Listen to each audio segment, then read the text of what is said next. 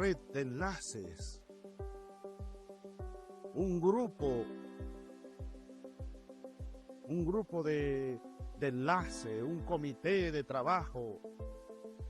Caracas se ofrece para ser sede de ese grupo y para apoyar con todo lo que podamos apoyar la creación de una red internacional de pensadores, de intelectuales.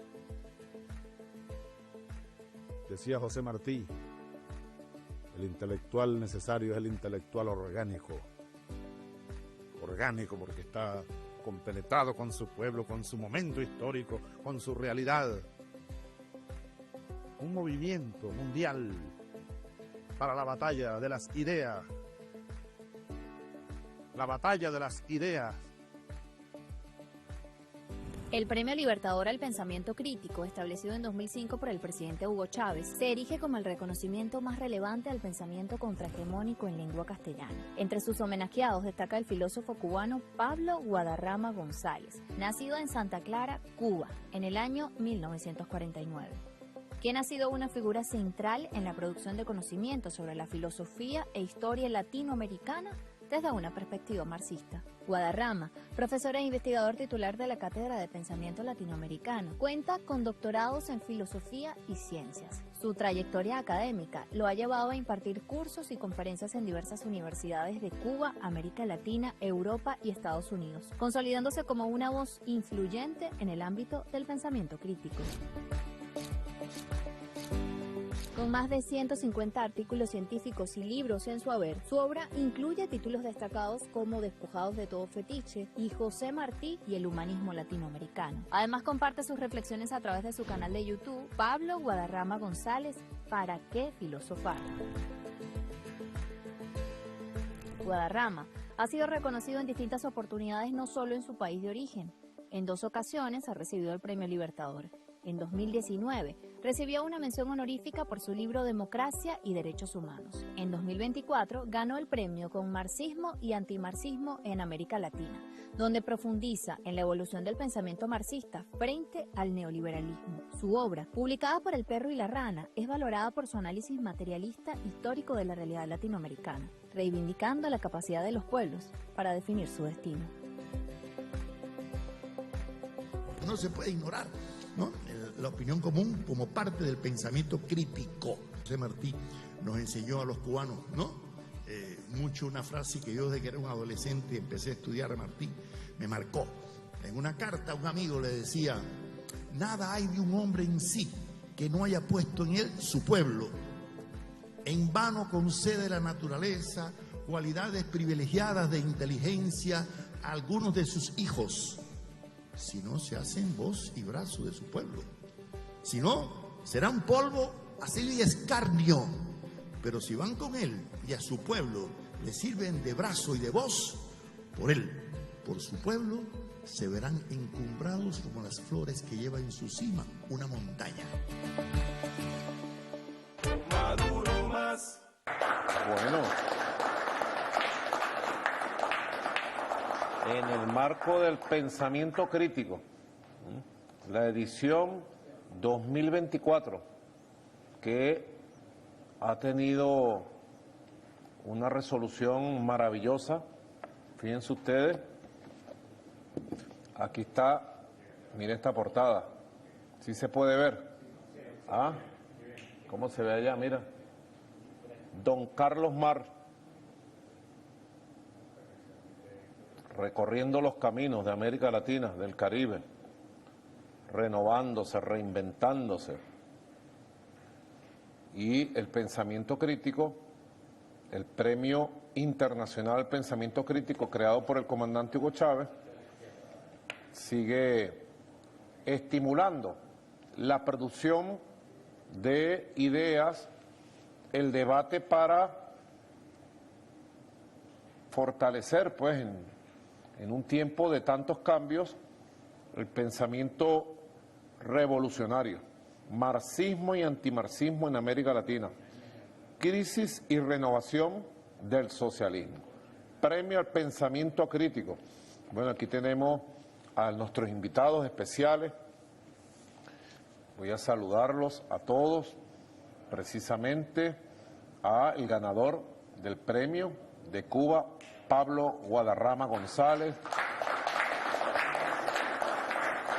También están la profesora Francisca López, bienvenida. Carmen Borges. Los pensadores de Argentina, Paula Klatchkov, siempre bienvenida, Paula. Mi saludo a todo el pueblo de Argentina. De México, José Gandarilla, economista también. De Puerto Rico libre y soberano, Ramón Grosfoguel, pendiente y presente siempre. De Cuba está Abel Prieto, nuestro amigo querido de la Casa de las Américas. También de Cuba, Fernando Rojas. De Venezuela, de América Latina y del mundo, ciudadano universal, Luis Brito García, presente. El gran Luis Brito. De Colombia, Ligia Machado Pardo. Creo que los saludé a todos, ¿verdad? También acá de Venezuela, Miguel Ángel Pérez Pirela. Correcto. Pérez Pirela, Ernesto Villegas Poljap y Pedro Calzadilla, presidente de la Rómulo Gallego, el Centro de Estudios Latinoamericanos y Caribeños Rómulo Gallego. Pedro, los vi entregando el premio el día de hoy, los premios. Qué síntesis del premio 2024, de los premios 2024 del pensamiento crítico podemos compartir con nuestro país y con quienes nos ven en el mundo.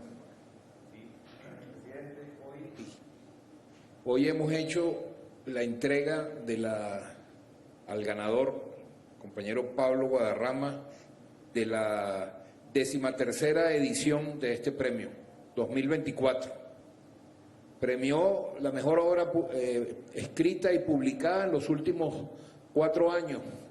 Y entre un grupo que alcanzaba los 70 títulos, el jurado optó por reconocer esta obra y esta trayectoria de este escritor cubano. Ese premio, presidente, es un premio emblemático nacido en la Revolución Bolivariana y con la visión del presidente Chávez, del comandante Fidel Castro, de estimular el pensamiento, la reflexión crítica, antisistema, anticapitalista, para acompañar el proceso revolucionario en marcha en Venezuela y en nuestra América. Ha sido 13, la trayectoria del premio es impresionante, presidente. Son de verdad colosos y colosas del pensamiento, obras extraordinarias que hoy en día acumulan un patrimonio para este siglo XXI de la reflexión para un mundo alternativo, para el socialismo, el humanismo, como lo queramos llamar, ¿verdad? Como usted bien lo calificó ahora en esa anécdota que comentó. Entonces estamos muy contentos porque además este premio lo hicimos coincidir con un evento, una actividad de reflexión que durante 2 días hemos hecho reflexionando sobre los temas de soberanía, imperialismo y pensamiento crítico, los desafíos que tenemos desde quienes nos dedicamos a escribir, a pensar, a enseñar, a estudiar con el destino de la humanidad y en particular en esta coyuntura actual. Lo hicimos coincidir, presidente, también con el 6 de septiembre, Día de la Carta de Jamaica. Correcto. Estuve viendo. Estuve viendo. Sí, y hicimos, y nos emocionó mucho recordar cómo esta idea, cómo las revoluciones se acompañan siempre de un pensamiento crítico, con un pensamiento renovador. Veíamos a la Carta de Jamaica como una gran pieza. Tenemos la dicha como pueblo latinoamericano de tener padres y madres fundadores y fundadoras que además de haber sido unos colosos del arte militar, fueron también grandes pensadores, grandes intelectuales. Es que llevaban lo que llamaban el fuego sagrado. Sin el fuego sagrado, sin esa fuerza espiritual que lo mueve uno, misteriosa, a veces incomprensible, es imposible que surjan estos genios, Marx, Engels, Lenin, Fidel, Chávez, el Che. Es imposible, porque es una fuerza que lo mueve uno. Entonces uno ve a Bolívar, y Bolívar sin lugar a dudas, como decía Pi Vidal, el gran precursor del antiimperialismo, Simón Bolívar, porque se topó cara a cara, buscando la libertad de nuestra América, se topó con el germen del imperio estadounidense. Y lo dijo, que Bolívar lo diga, hace 200 años, los Estados Unidos de Norteamérica parecen destinados por la providencia a plagar de miseria a la América en nombre de la libertad. Chávez decía, Bolívar se quedó corto, porque a plagar de miseria el mundo en nombre de la libertad y ahora en nombre de la lucha contra el narcotráfico, cuando son los beneficiarios de todas esas cosas. Ahora, comentario al margen, aquí tenemos al ganador y me gustaría saber quién me puede explicar por qué ganó. ¿Quién de ustedes? Marxismo y antimarxismo en América Latina, crisis y renovación del socialismo. Yo me pongo a ver, pues no conozco el libro, lo estoy empezando a conocer y estoy seguro que las próximas madrugadas nos vamos a conocer bien estos dos tomos y yo. Pablo, pero alguien me debe explicar por qué ganó, ¿verdad? Y yo me puse a ver aquí, y esto es un programa de formación, ¿verdad? Pablo y todo su equipo deberían ir aquí a la Escuela de la Juventud Antonio José de Sucre, ¿verdad? A formar a la juventud, porque uno se pone a ver, esto es un programa. Capítulo 1, premisas teóricas, sociales, económicas y políticas del surgimiento del marxismo. Náguara, nada más, estudiar esto. Vale oro. Después viene, sí, para los círculos de estudio que hacíamos con tu papá, que nos ponía a leer a Carlos Marx, a Federico Engels. No entendíamos nada, pero algo quedó. No entendíamos nada. Yo no puedo, fíjate, nosotros estudiamos en un liceo, el Urbanera Chepol, que tenía gente muy politizada. Entonces había unos compañeros como Carlos, él era trotskista, y habían dos compañeros trotskistas, él y otro más. Entonces teníamos la asamblea de delegados de curso, o sea, cada salón de clase tenía un delegado. Yo era delegado de mi salón, primer año, un muchacho de 12 años, y él era delegado de su salón, tercer año, era más viejo que yo, ¿no? No, estaba en segundo año, correcto, pero un poquito más viejo, pues. Y entonces, pon tú, éramos 80 delegados de curso. Entonces, eso era muy bueno porque era una democracia directa. Esa es la escuela mía, yo no me formé en West Point, no puedo ser dictador, ni me formé en Harvard, ¿verdad? Ni soy dueño de grandes mansiones y hoteles allá en Estados Unidos. Yo no puedo ser un dictador. Ni en las escuelas de las Américas, correcto. Entonces en el liceo, yo me acuerdo de las primeras sesiones de la asamblea de delegados, ¿verdad?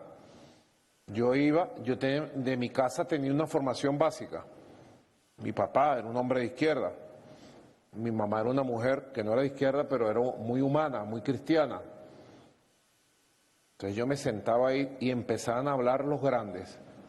Yo no entendía nada. Hablaban, hermano, los problemas cardinales de la contradicción principal entre objeto y deseo, entre causa y causalidad. ¿Qué es eso? Decía yo. Entonces mi papá tenía unas colecciones de libros muy buenos acerca del materialismo dialéctico, acerca del materialismo histórico, que era el manual de ciencias de la URSS, del marxismo. Yo empecé a agarrar esos libros en la madrugada, yo tengo que empezar a entender esta vaina. Medio entendía, y me aprendí 3 palabras. Para la próxima reunión yo decía mis palabras también.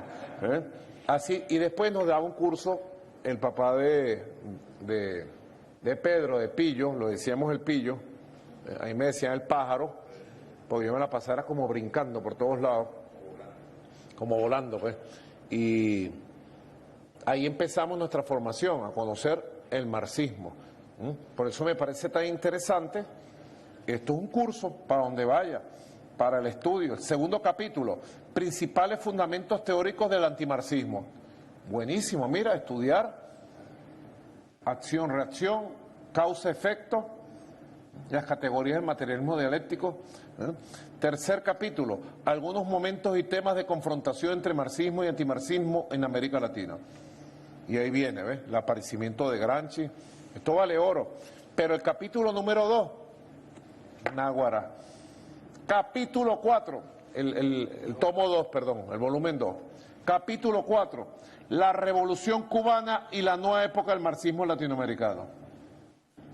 Es la nueva era que está pariendo un corazón y es larga. Esto no se resuelve en 65 años. 500 años de dominación imperial. Lleva tiempo para construir nuestras soluciones, nuestros modelos, nuestro camino. Y bueno, aquí impresionante porque Fidel lo revolucionó todo. Fidel puso al marxismo a bailar guaguancó en Santiago de Cuba. Y a hablar español. Y a hablar sencillo. Porque Fidel explicaba lo más complicado y todos entendíamos. Y siempre entendemos. ¿Usted quiere entender un problema complicado? Busque a Fidel, que él se lo va a explicar. Capítulo 5. Crisis y renovación del marxismo y el socialismo ante la crisis y el neoliberalismo. Largo, largo, largo.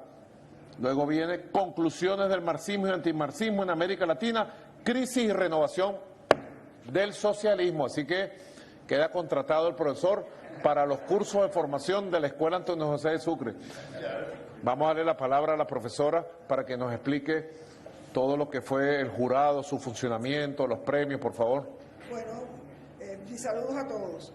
Yo integré el jurado, soy profesora de la Universidad de La Habana en Cuba. Aquí me acompaña también una miembro del jurado de aquí de Venezuela, Carmen Borque, y bueno, hay otros miembros del jurado que no están aquí, éramos 5. Debo decir que hoy está aquí, bueno, Pablo Guadarrama, nuestro querido amigo, que es el premio, pero también están algunos compañeros que son mención, porque dimos un premio y 6 menciones. Aunque se había dicho que eran 5 menciones, pedimos que nos dieran una, más o menos, un poquito de ampliación para por lo menos poder reconocer 6. Como se dijo aquí, fue bastante fuerte porque eran 70 obras y hubo que leer 70 obras.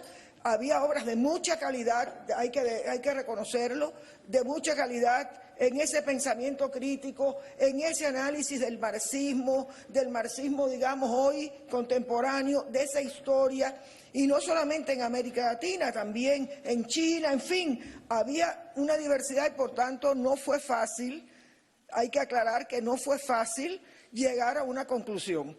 Y eso obligó inclusive a tener 2 sesiones de discusión, ¿verdad, Carmen? 2 sesiones de discusión para llegar a una conclusión.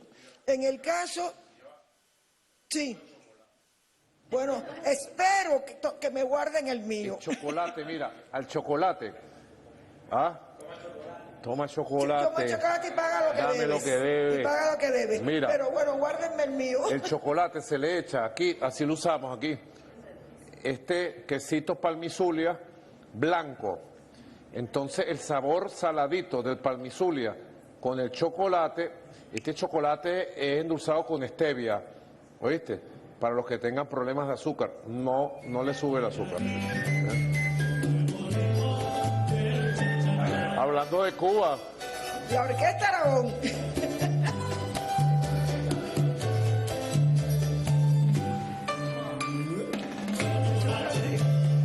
Dame lo que quieras. Sí, pero me guardan el mío. Fidel puso a bailar al marxismo al son del tambor cubano. Así ¿verdad? mismo.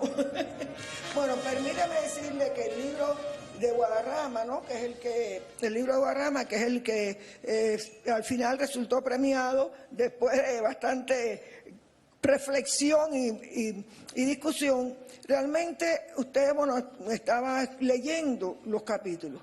Es un libro que hace un recorrido, sobre todo en América Latina, ¿no?, sobre el marxismo, las formas de asumir el marxismo, y por decir algunos íconos, aquí está Mariátegui, aquí está Mella, y llega hasta la contemporaneidad, como usted decía, Fidel, y bueno, la contemporánea, pero también el antimarxismo, que eso no siempre lo encontramos en los libros, digamos, conversando o discutiendo el marxismo y el antimarxismo. Y creo que... Porque se estudia solamente, entonces es un estudio unilateral. Claro. Chávez siempre nos decía, no estamos solos en el ring. En el ring tenemos a un contrincante. Claro. A veces tenemos, pues estamos rodeados, hasta el árbitro está a favor del contrincante. Sí. Hay que estar pendiente porque el árbitro es capaz que te da por detrás. Sí, es verdad. Hay que defenderse del árbitro y de todo el mundo. Entonces, realmente es un diálogo que tenemos con este recorrido que nos actualiza, nos lleva a entender también cómo esto en nuestra región se dio a lo largo del tiempo. Y consideramos que es un libro de una gran utilidad, desde un pensamiento crítico, desde una reconstrucción histórica, y que para hoy resulta muy importante, y creo que sí es un libro que debe divulgarse, que debe ser conocido y utilizado. Correcto. Para nuevas escuelas. La formación de las nuevas generaciones. Mira, la revolución, como saben ustedes, me gustaría conocer un poco más las menciones, Ernesto, si tú pudieras explicárnoslas, si te las sabes. ¿Quién se las sabe? Ah, por eso. Pero entonces fíjate, nuestra revolución nació del árbol de las tres raíces. Es una revolución eminentemente bolivariana, que nació de la profundidad de la patria grande. Nuestra ideología no es chauvinista, tiene una visión de patria grande. Para nosotros la patria es América, diría Bolívar. Bueno, Martí fue más allá, porque Martí dijo, patria es humanidad. Es aquella porción de la humanidad que tenemos más de cerca y donde nos tocó nacer. Correcto. Es la idea de Martí completa. Sí, entonces son dos visiones que se juntan. Para nosotros la patria es América y para nosotros la patria es humanidad. Pero el proyecto de Bolívar fue siempre pensado en el continente, y es nuestro destino. El continente completo se encuentre. Algún día Puerto Rico, algún día más temprano que tarde, volverá a los brazos de su madre, que es América Latina y el Caribe, libre e independiente, no tengo duda. Es más, por propuesta de Venezuela, en Cuba, en la cumbre de la CELAC, se aprobó ¿cómo se le pudiera decir? El escritorio, el banquillo, el puesto de Puerto Rico en la CELAC, cuando Puerto Rico más temprano que tarde dé el paso hacia la libertad, hacia la independencia. Sería la nación 34, el Estado 34, el Estado libre, soberano e independiente de Puerto Rico. Ahora, comentario al margen, el proyecto de los libertadores, pero Bolívar específico, la emancipación continental, la unión continental. Y de Bolívar, Chávez se acercó y logró unir toda la izquierda. Yo vengo de una formación marxista-leninista, marxista, pero desde muy chamo, a través del PRB Ruptura, me conseguí con Bolívar, me conseguí con Ezequiel Zamora. Así que el encuentro de muchos de nosotros con Chávez y el movimiento bolivariano revolucionario, siento, fue como un encuentro natural entre un afluente humilde con el río Padre, que era Chávez, y es Chávez todavía. Ahora, nosotros, en un momento dado, el comandante Chávez se encontró con el marxismo. Aunque él dijo que no lo estudió a fondo y él no podía decir que él era marxista, él decía la revolución bolivariana también tiene entre sus fuentes de interpretación, planificación y de sus principios el marxismo. Y sobre todo tomando todos los aspectos creativos del marxismo latinoamericano. El profesor yo quisiera preguntarle al ganador del premio Pensamiento Crítico en esta edición espectacular, que si tuviera el permiso de su creador, yo publicaría en mis redes varias veces y que creo que hay que difundir ampliamente. Me nace la pregunta, al calor del chocolate y el queso derretido, al profesor Pablo Guardarrama González, ganador del Premio Libertador al Pensamiento Crítico 2024. ¿Cómo nació esta investigación, profesor? Bienvenido. Muchas gracias, presidente. Bueno, realmente la historia comenzó ya a final de los años 70, cuando yo investigaba en la Universidad Carlos Marx de Leipzig, en la otrora República Democrática Alemana. ¿Verdad, chico? En esa época yo me dedicaba a investigar sobre el positivismo, ¿no? En Cuba, en América Latina, a través de la obra de Enrique José Varona, pero me empecé a encontrar muchas críticas al socialismo primero, y en particular también al marxismo, que algunas consideraban que tenían algún fundamento, pero otras no. Y por eso me planteé, una vez que terminé eso, pues empezar a buscar cuáles eran los argumentos de las críticas. Además, con una idea, me empecé a dar cuenta que las ideas del socialismo no venían solamente de Marx y de Engels, sino que había hombres ya anteriores, incluso Simón Rodríguez, el maestro de Bolívar, tenía ya algunas ideas de orientación, ¿no es así? Socialista, Esteban Echeverría en Argentina, que en 1842 escribió Dogma Socialista, 6 años antes del Manifiesto Comunista. Abreu de Lima. José Abreu de Lima, exactamente, que peleó con Bolívar y con Sucre. Y era un cristiano profundo. Cristiano profundo, y escribió sobre el socialismo. De Pernambuco, ahí en Brasil. Sí, en los años 40, un libro sobre el socialismo, casi simultáneamente. Saliendo de aquí, porque Abreu de Lima es uno de los libertadores, Librito. Sí. Uno de los libertadores de Venezuela. Sí, y claro. de América. Claro. Y saliendo de aquí se fue allá y fue un cristiano socialista. Claro. Entonces, y me encontré varios que también buscaban ese vínculo entre cristianismo y socialismo, desde esa época ya, ¿no? En Colombia, Madiedo, había varios otros, incluso Baliño en Cuba, planteaban también nexos, ¿no? Con el cristianismo originario, ¿no? Y muchos autores, bueno, luego lo haría Gramsci, lo haría... Es más, Engels, en 1891, dijo: nosotros los socialistas somos los cristianos del presente. Imagínate, nunca había escuchado eso. Perseguidos por los soldados de Bismarck, igual que eran los soldados, ¿no? Eso es una cosa impresionante, ¿no? Engels, ¿no? Por lo tanto, esos vínculos son... y por eso me motivé, empecé primero con el tema en Cuba, luego empecé a ampliarlo con un magnífico equipo de investigadores de la Universidad Central Marta Abreu de las Villas en Santa Clara, en mi país, y ya en los años 70...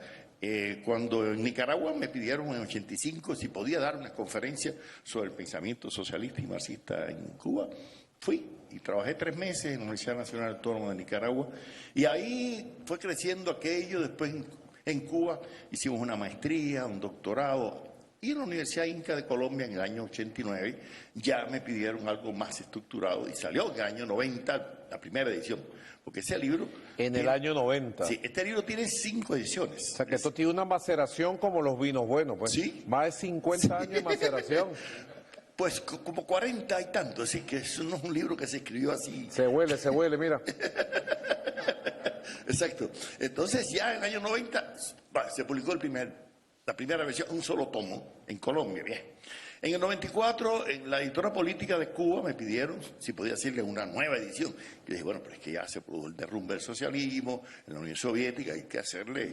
Yo había ya participado desde el final de los años 80 en algunos debates, aquí mismo en el evento de Gramsci, en el centenario yo vine en el 91, vino en la Universidad Central de Venezuela, hubo un debate interesante, ¿no? En el 91, lo recuerdo. Sí, aquí. Yo estuve en esas conferencias. Sí, aquí, correcto. en Venezuela. Y hubo otras en Lima, en la UNAM de México, en varios países, en Cuba también, ¿no? Varios eventos sobre la crisis del socialismo y demás, ¿no?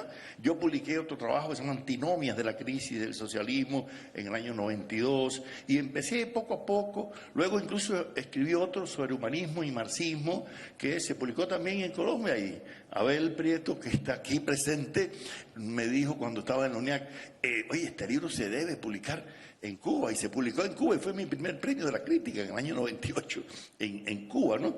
Y luego seguí y continué siempre con el grupo de pensamiento latinoamericano de nuestra universidad. Publicamos otro libro, le llamamos Despojados de todo fetiche, que fue una frase que nosotros encontramos muy interesante para la renovación, ¿no?, del socialismo.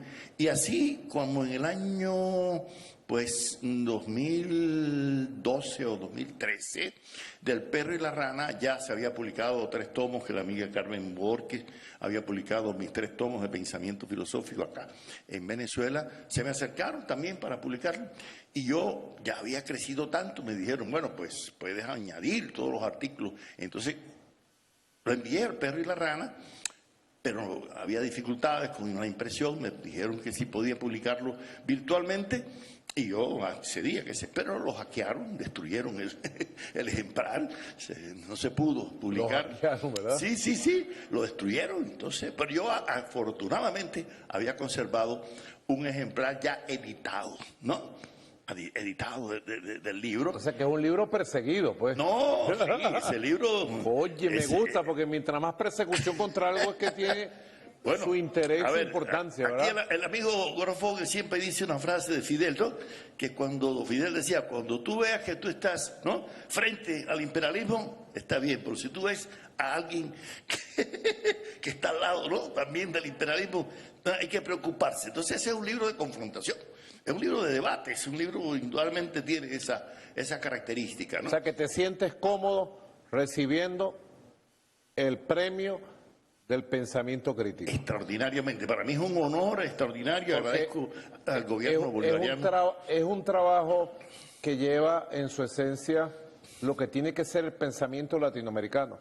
Pensamiento latinoamericano tiene que ser un pensamiento crítico, claro, a la dominación colonial, a la dominación imperial, a las injusticias y también a los problemas que tengan nuestros pueblos para construir modelos alternativos. Claro. Porque díganme ustedes que es infalible. No. Los dogmas tratan de mostrar que es infalible una ideología. Nada es infalible en el ser humano. El ser humano es creación permanente que consigue lineamiento, estrategia, principio. Y si es leal a eso y a los métodos, es capaz de construir y de hacer proezas, como ha hecho el pueblo cubano, como ha hecho el pueblo chino y como está haciendo el pueblo venezolano. Así que lo felicito, profesor. Yo quisiera que el profesor Luis Brito García, que ha estado muy activo y orientando todas estas coyunturas que hemos vivido. Bueno, acaban de salir del seminario internacional, profesor.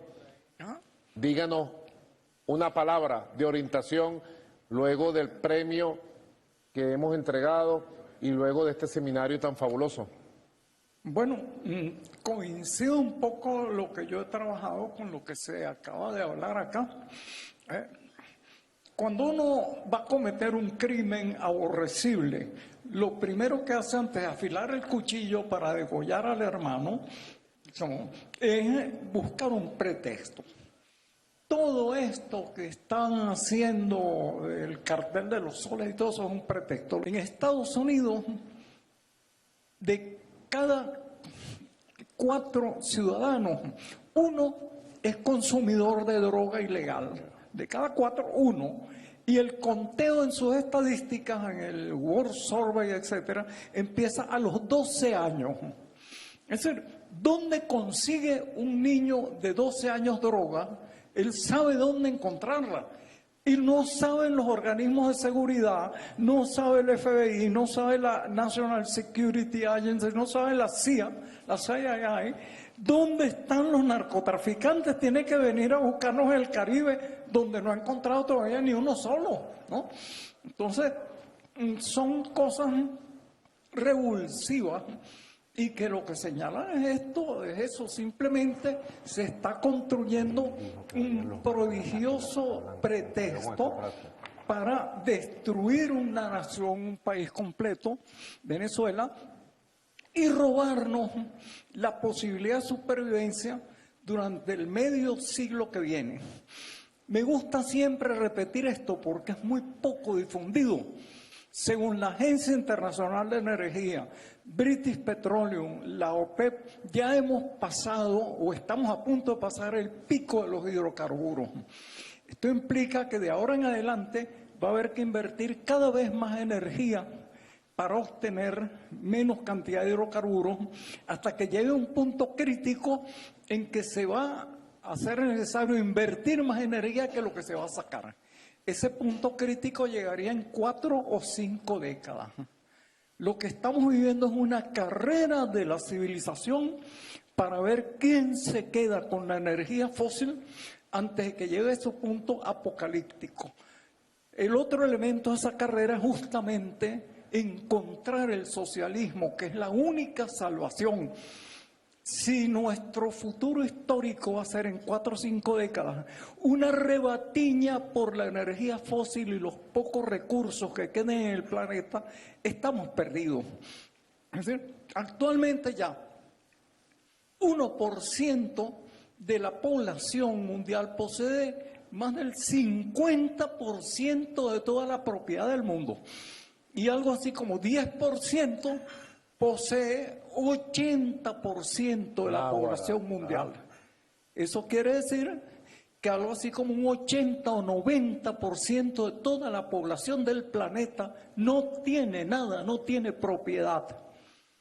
¿Qué va a hacer de esa población cuando los amos del mundo la suplanten con inteligencia artificial, las tareas que ya están creando desempleo, y decidan que ese remanente de energía fósil va a ser para el 10% de la humanidad?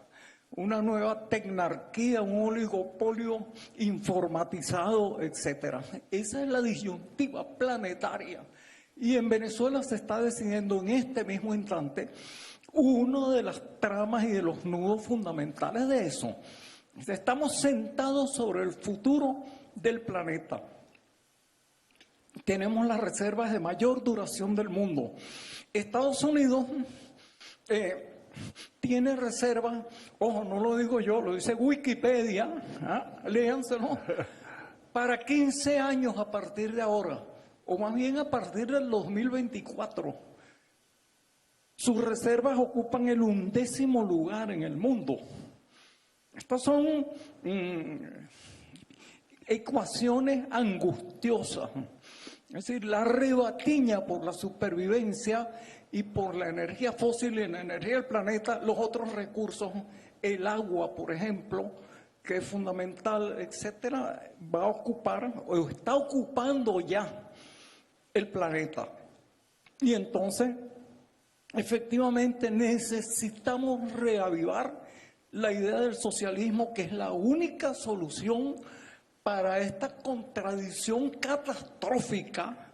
El futuro va a ser, durante un poco de tiempo, de ese 1 o 10% de la humanidad que eliminará al resto del planeta con el objetivo de predar la energía fósil que quede, o va a ser una humanidad fraterna, productiva, humanitaria, conservacionista, que prolongue la posibilidad de la civilización humana y de la permanencia de nuestra especie en el planeta. Eso es lo que se está decidiendo en este momento, en este país asediado, vilipendiado, insultado, ultrajado, amenazado, y no solo amenazado, es decir, está siendo activamente destruido, herido, asaltado, etcétera. Entonces, un poco la importancia del pensamiento crítico es el siguiente: todos los actos humanos son precedidos de un pensamiento, a veces muy complejo, a veces muy breve, pero la eficacia del acto depende de la certidumbre de ese pensamiento. Si actuamos sin pensar, si actuamos meramente por inspiración, por siguiendo malas directrices del pasado, vamos al desastre, al apocalipsis. Tenemos que repensar el pasado, el presente y el futuro para encontrar una guía sana, productiva, eficaz para los próximos años, actos que hagamos y que van a ser los decisivos no solo para nosotros, para las generaciones venideras, si es que va a haber alguna. Entonces, bueno, eso es, creo yo, Excelente. el contenido del debate que se ha... Sigamos fortaleciendo el pensamiento crítico frente a todas las acechanzas y el pensamiento humanista para que la humanidad sea humana, como dice Ali, y un gran aliprimerista es el ministro de Cultura de Venezuela, don Ernesto Villegas. Redondea aquí la jugada, Ernesto. Con una anécdota que es aleccionadora. Acaba de hablar Luis Brito García.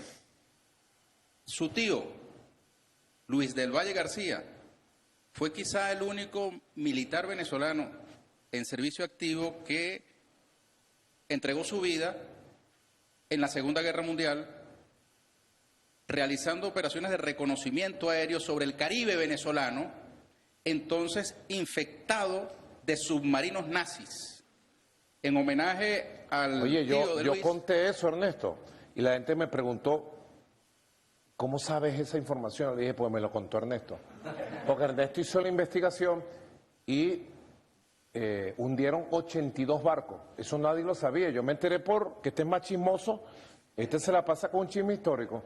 En su libro bien hermoso sobre su madre Maja. Y inclusive tuve una reunión de tantas que tengo todos estos días con el Estado Mayor Superior de la Fuerza Armada. Y les estuve contando, ¿verdad?, a los mayores generales, al almirante, a los oficiales, lo que fue la actividad de Hitler. La última... Fíjate, en el siglo XX tuvimos 2 actividades imperiales en el Caribe. Ah, profesor, usted escribió en estos días.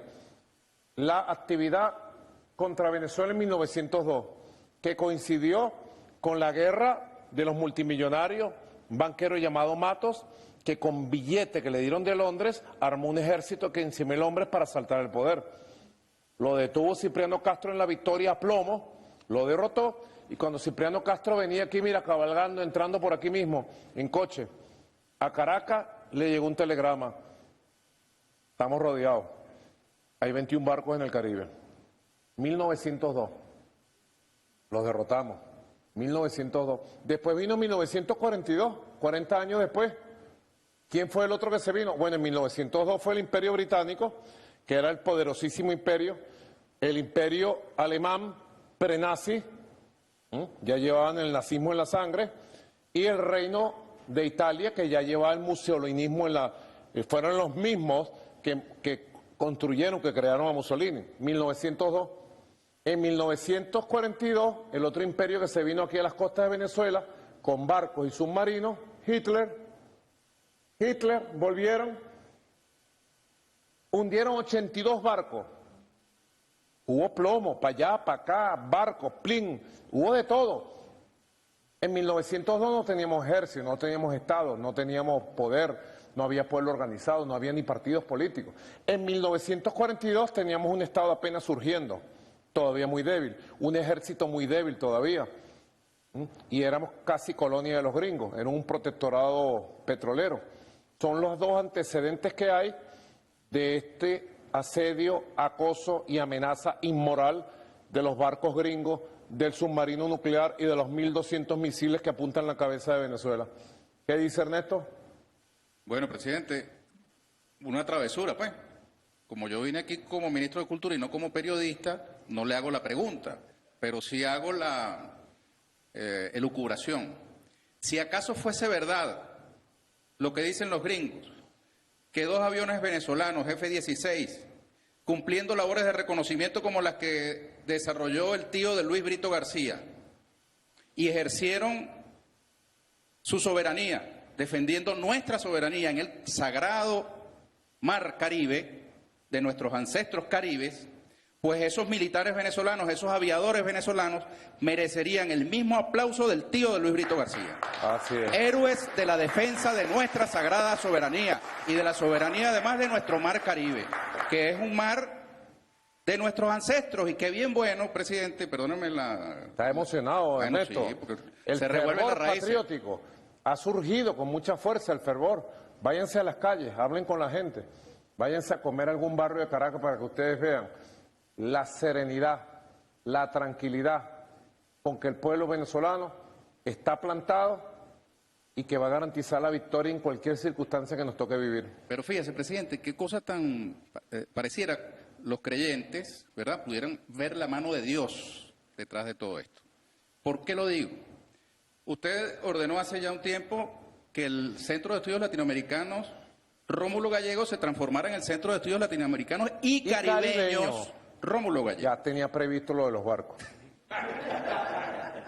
Para que desde allá tuviera un centro de mando para el Caribe, cuidado, cualquier cosa. Pero fíjese, el que estemos volteando la mirada hacia el Caribe, la humanidad toda, nos va a permitir reconocernos como parte de un todo, incluyendo a Puerto Rico, a nuestros hermanos del Caribe Oriental, a nuestros hermanos de Cuba, a todos los que estamos en este momento siendo injuriados, infamados por esta virtual ocupación de nuestro espacio, que es muy desigual, presidente, porque uno se mete en la inteligencia artificial para tratar de buscar operaciones similares de parte del ejército de los Estados Unidos, de las fuerzas militares estadounidenses en el territorio estadounidense, no encuentra ninguna.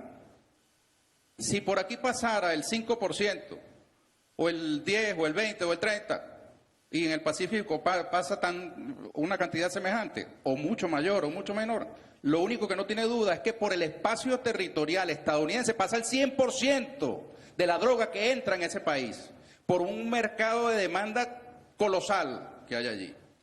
¿Y cuáles son las operaciones militares que en su propio territorio, en su propio mar territorial, desarrolla el ejército y la marina y toda la fuerza militar de los Estados Unidos? Ni una, perdone, presidente, que le oye la voz, ni una operación militar en su propio territorio para combatir el narcotráfico dentro de su territorio. ¿Dónde están los nombres, los rostros de los capos de la droga estadounidenses? No hay un capo blanco de la América Supremacista, blanca, supremacista. ¿Dónde están? ¿Por qué cuando se busca incluso en la inteligencia artificial sobre las redes del narcotráfico en los Estados Unidos hay siempre la excusa de que son mafias mexicanas, colombianas, chinas, de todas las nacionalidades, menos la estadounidense? Y uno dice, caramba, es que somos tan poderosos los latinoamericanos y de los pueblos subordinados que ponemos en jaque a esa colosal maquinaria estadounidense que se jacta de tener control absoluto sobre todo su espacio territorial y con sus avances tecnológicos. Y uno dice, caramba, hay que ser bien descarado para tratar de endilgarle a los pueblos de América Latina, a los pueblos del mundo, esa responsabilidad que solo tiene el establishment estadounidense, el poderío no solamente militar, sino político y financiero, empresarial, de esa gran nación que tiene muchos méritos, pero que también tiene muchas deudas con la humanidad. Mira, para que ustedes vean la fuerza moral y espiritual que se está sumando desde América Latina, desde el Caribe, vénganse todos, vamos a hacer aquí como un equipo de fútbol, en este caso, ¿verdad?